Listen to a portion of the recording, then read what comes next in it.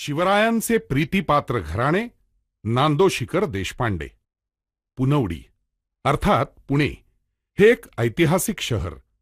याच पुण्यपत्तनामध्ये 15व्या शतकात राजमाता जिजाबाईंनी बाल शिवाजीच्या हस्ते सोन्याच्या नांगरानं जमीन नांगरून नव्या नगरीची मुहूर्तमेढ उभारली होती. पुण्यामधील लाल महाल,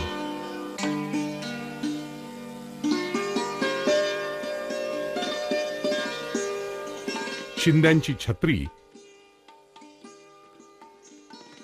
सिंहगड अर्थात कोंढाणा इत्यादी शिवकालीन इतिहासाचे साक्षीदार.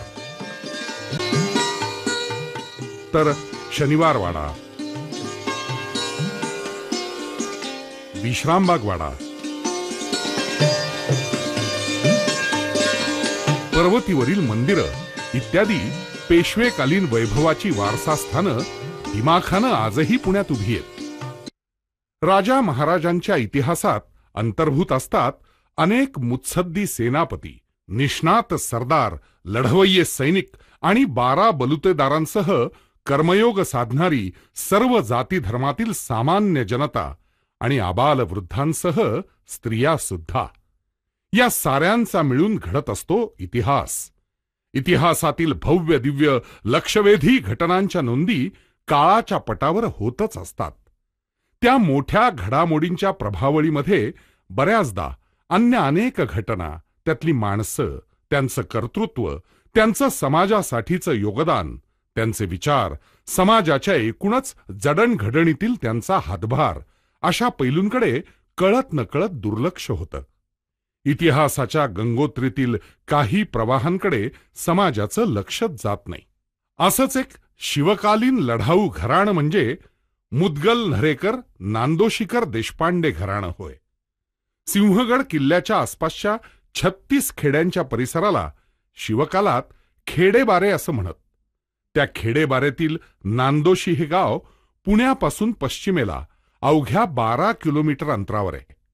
तिथल्या देशपांडे ह्या घराण्याचं शिवशाहीतील योगदान गौरवास्पद आहे.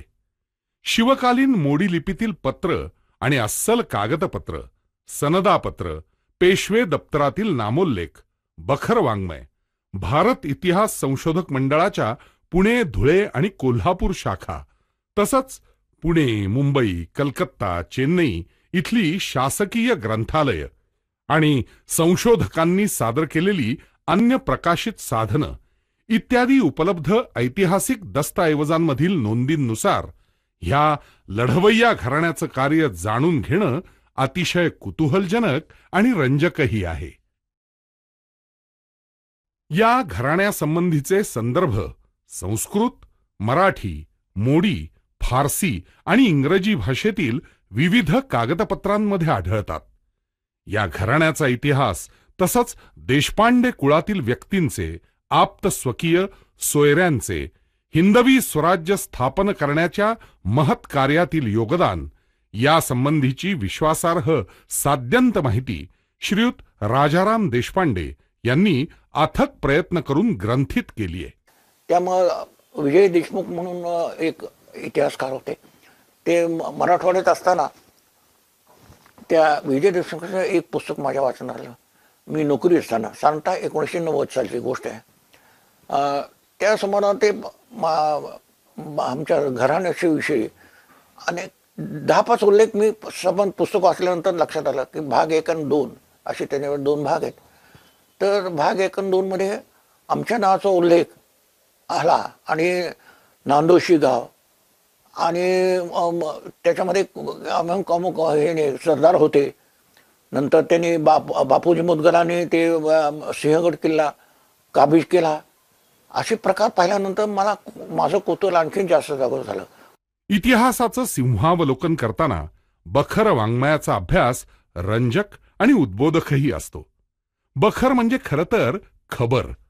बखर म्हणजे इतिहासातील महत्त्वपूर्ण घटनांच्या बघ्यांनी केलेल्या नोंदी. बखरकार कृष्णाजी अनंत सभासद त्याच्या बखरीत म्हणतो, देशपांडे अर्थात मुदगल घराण्याचा समावेश छत्रपतींनी प्रीतिपात्र असा केला असून ते सर्व देशपांडे सरदार छत्रपतींचा उजवा हात म्हणून ओळखले जात. केवढं मोठं हे प्रशस्तीपत्रक, केवढी निर्व्याज प्रशंसा.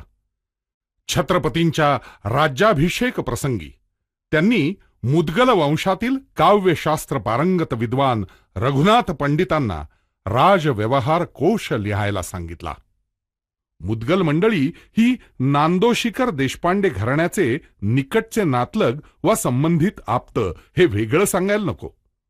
त्यावेळी प्रचलित असणाऱ्या अरबी फारसी शब्दांचे संस्कृत आणि मराठी रूपांतर करता यावे हा त्यामागचा दूरदर्शी उद्देश.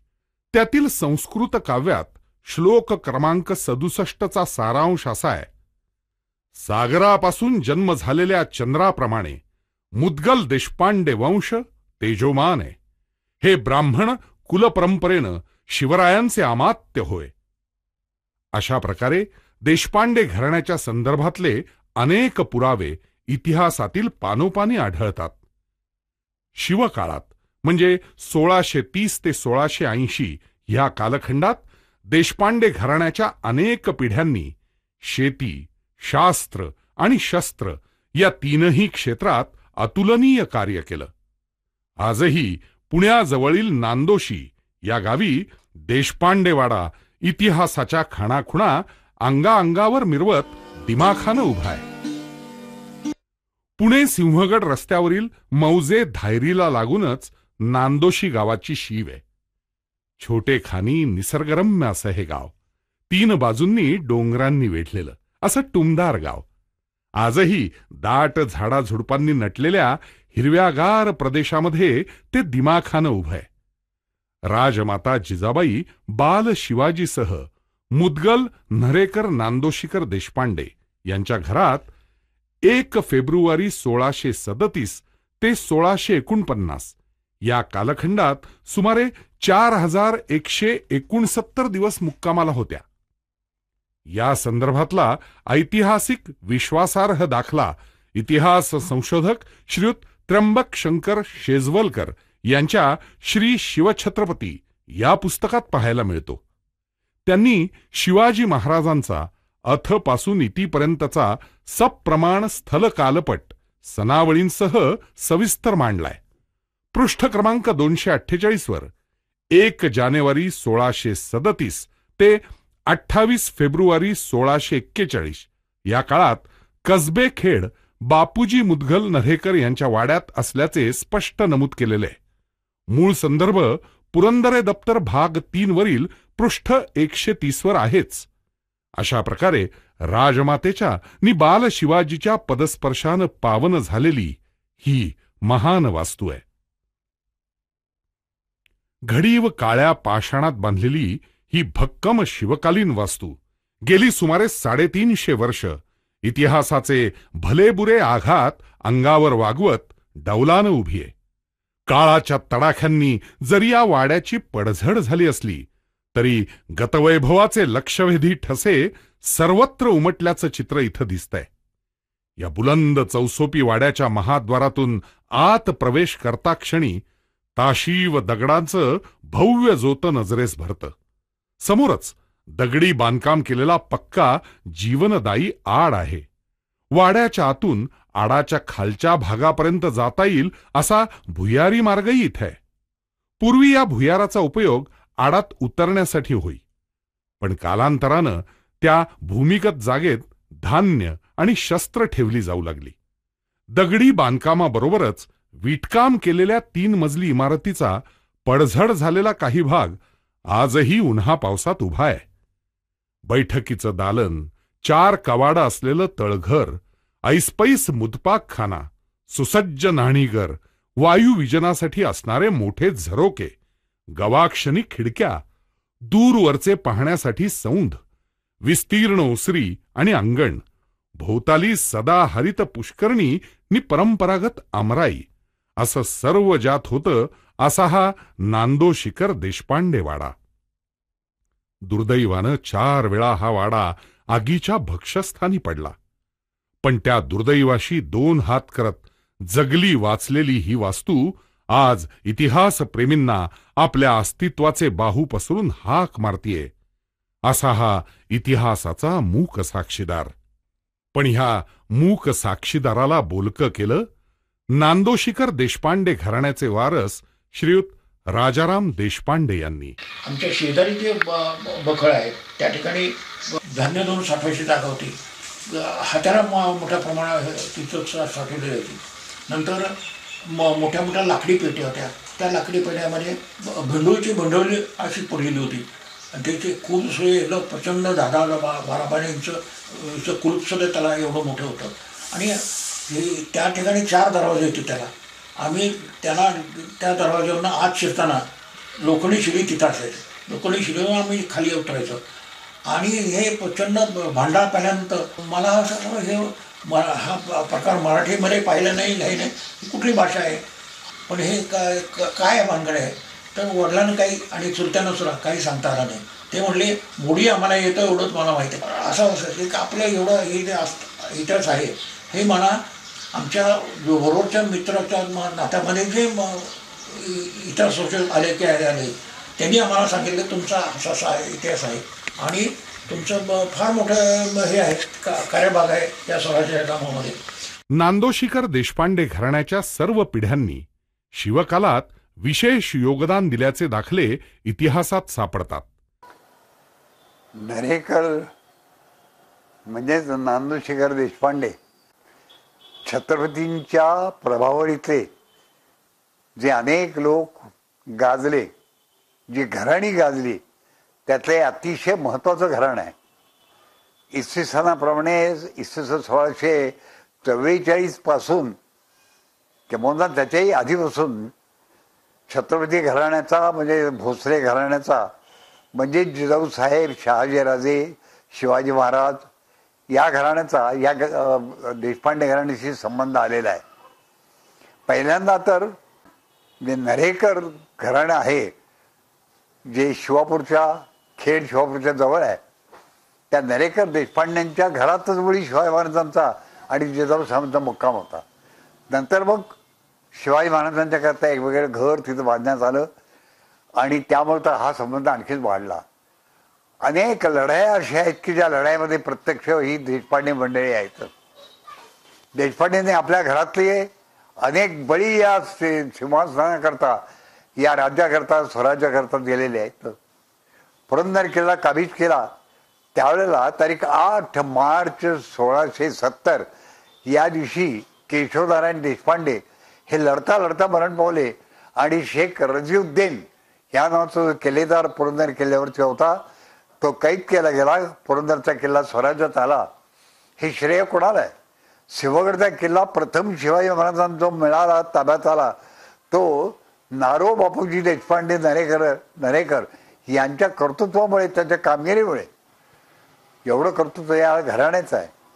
महाराज ज्यावेळेला सुरतेला गेले त्यावेळेला सुरतेची स्वारी झाली आणि महाराज परत येत असताना वडगावपाशी जी लढाई झाली मावळ वडगाव त्या लढाईमध्ये तारीख 5 फेब्रुवारी 1664 या दिवशी शिवाजी महाराजांचा हा आणखीन एक देशपांडे हा त्या लढाईमध्ये मारला गेला. शिवाजी महाराजांचा प्राण सुखरूप वाचावा आणि त्यांनी पवन मावळता राजगडकडे जावं कारण त्याच वेळेला शहाजी महाराजांचा मृत्यू नुकता घडलेला आहे आणि ती गोष्ट जिजाऊसाहेबांना कळलेली आहे. त्या जिजाऊसाहेब सती जातील तर त्यांना थांबवावं, त्या सती जाऊ नये तेवढ्याकरता महाराज जीवाचा आकांत करत होते. पण त्याच वेळेला पुण्याहून मोगलांचं सैन्य येत होतं त्या सैन्यापासूनही बचाव करायचा होता. तो जो बचाव केला तो नारो बापूजी देशपांडे यांनी केला आणि ते स्वतः वडगावच्या लढाईत मारले गेले. आज त्यांची पडक्या अवस्थेत का होईना पण समाधी उपलब्ध आहे, आज अस्तित्वात आहे. या घराण्याचा इतिहास इतका मोठा आहे. आज नांदोशीकर हे घराणं नांदतंय.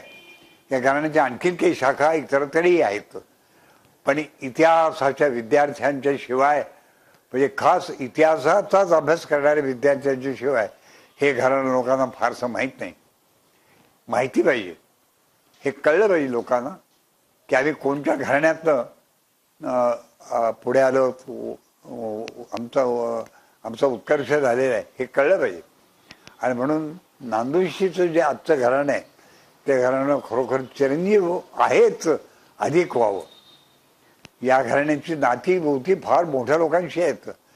त्यावेळेचे पंत पेशवे, त्यावेळेचे अण्णादासो सचिव, त्यावेळेचे असलेले डबीर, सोना विश्वनाथ डबीर, त्यावेळेचे आर्वीकर देशपांडे, हे आर्वीचे राजोपाध्ये, या घराण्याशी या नांदुरशेकर किंवा नरेकर देशपांड्यांचं घराणं नाती आहेत.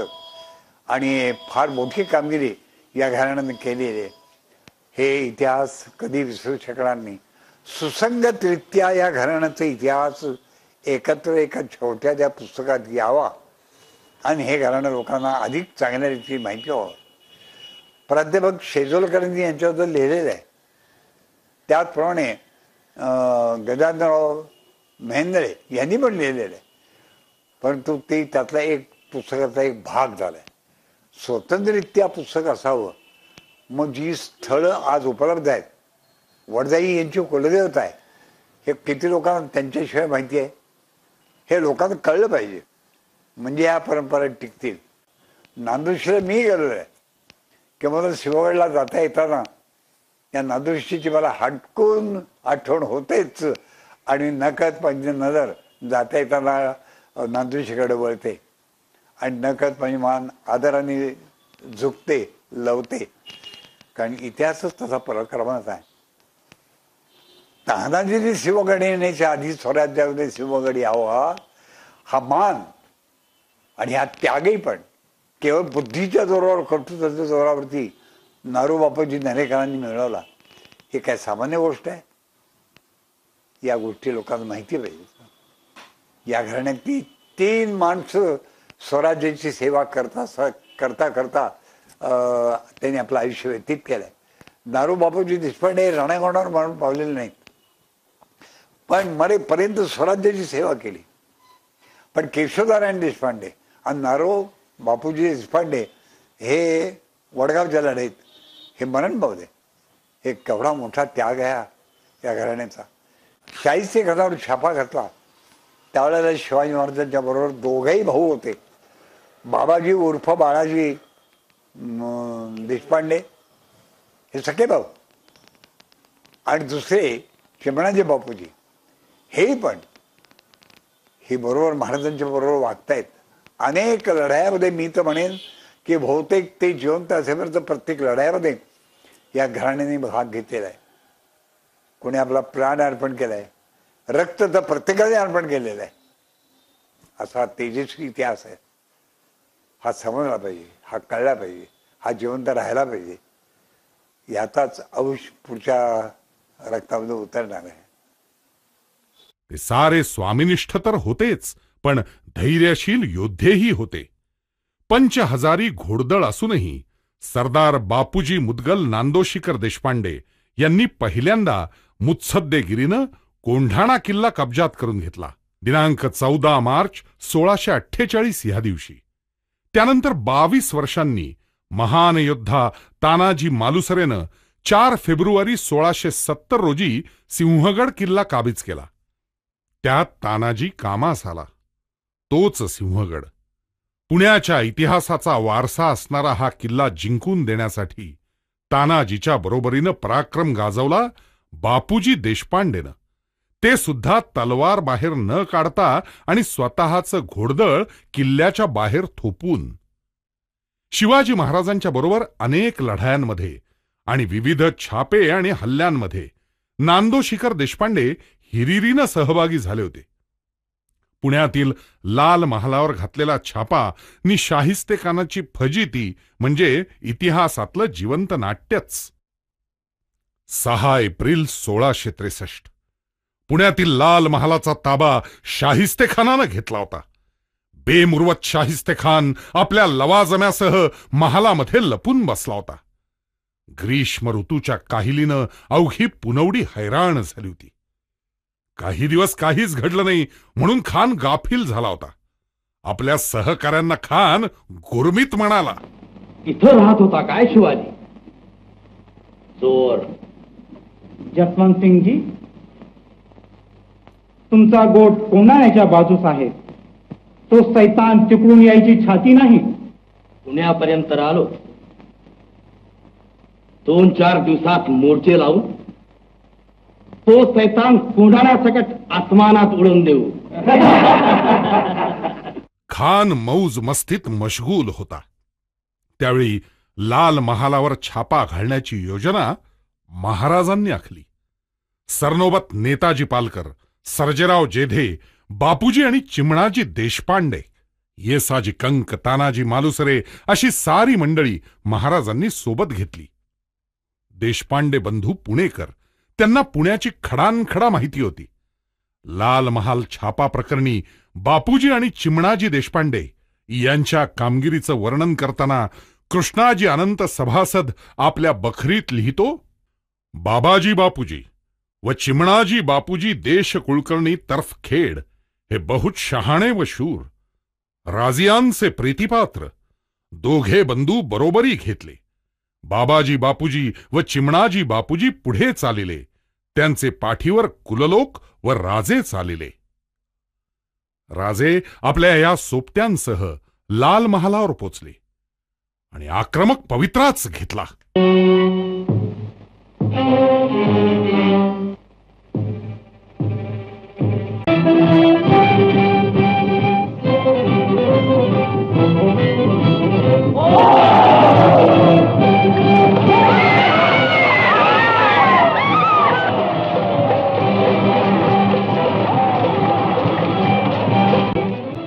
शाहिस्ते खानाचा तर जीवच जायचा, पण बोटांवर निभावला.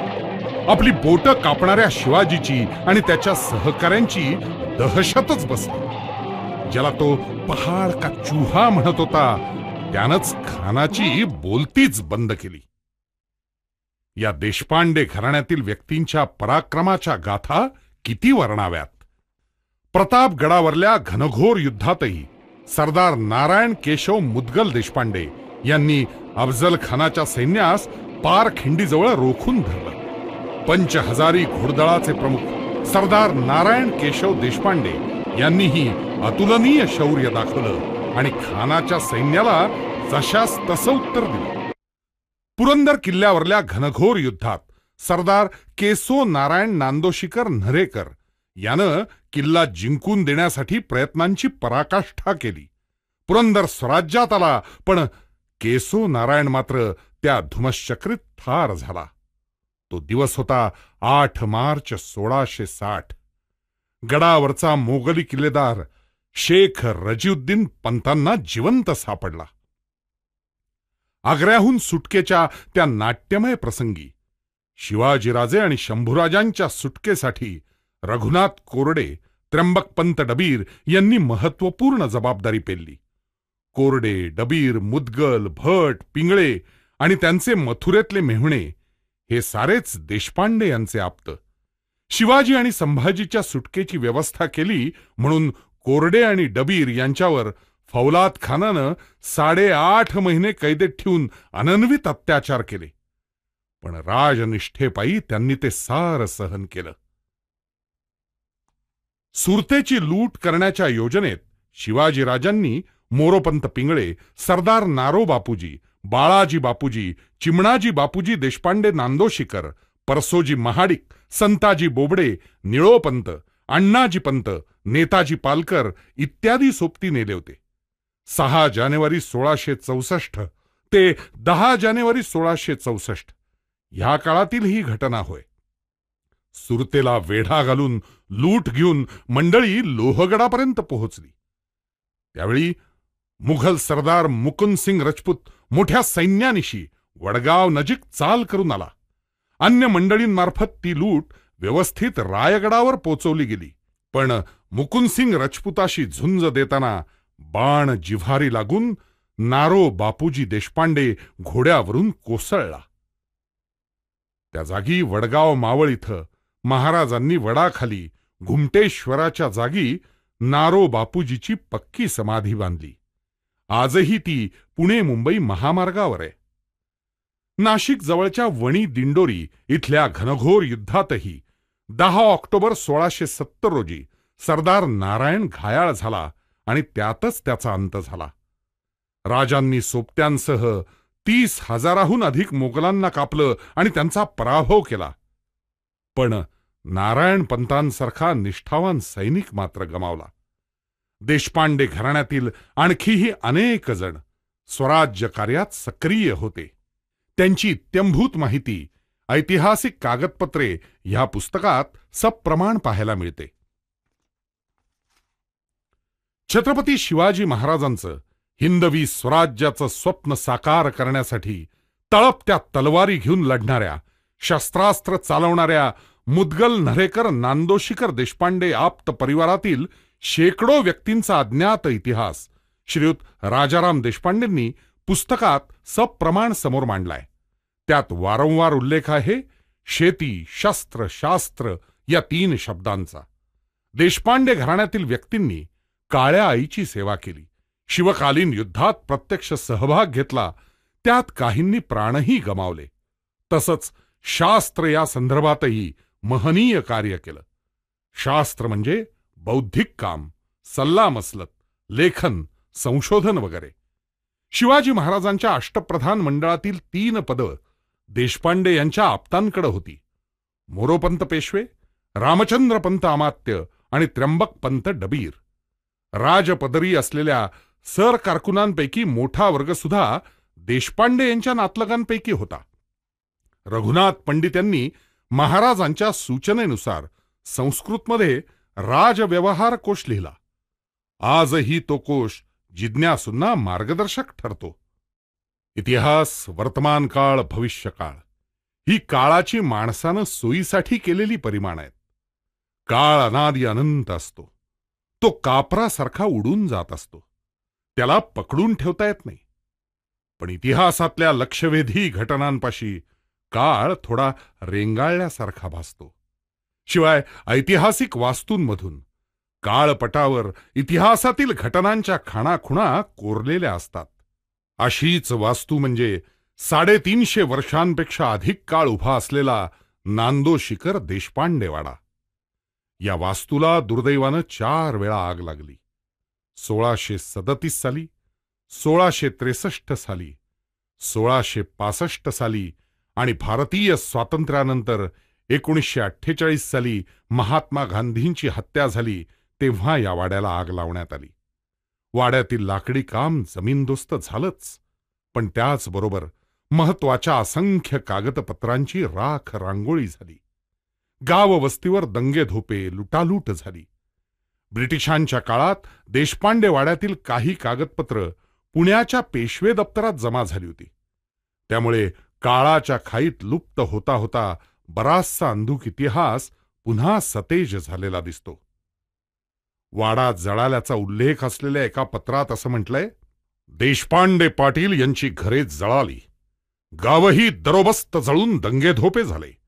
यामध्ये रयतेवर जुलूम जास्ती करू नये, लावणीस कुळापासून पैका घ्यावा व जळीत प्रकरणात मदत करावी असे आदेश देण्यात येत असत.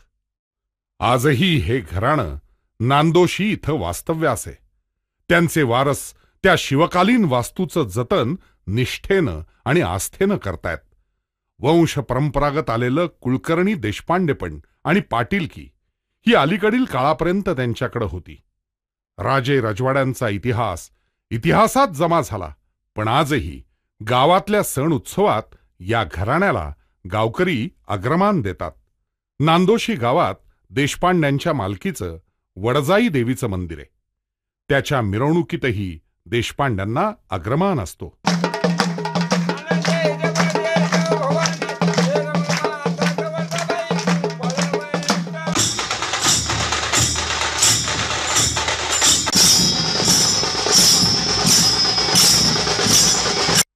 गावकऱ्यांच्या कृतज्ञतेच्या भावनांचा मान राखत आजही देशपांडे मंडळी रयतेच्या सुखदुःखात सहभागी होत असतात.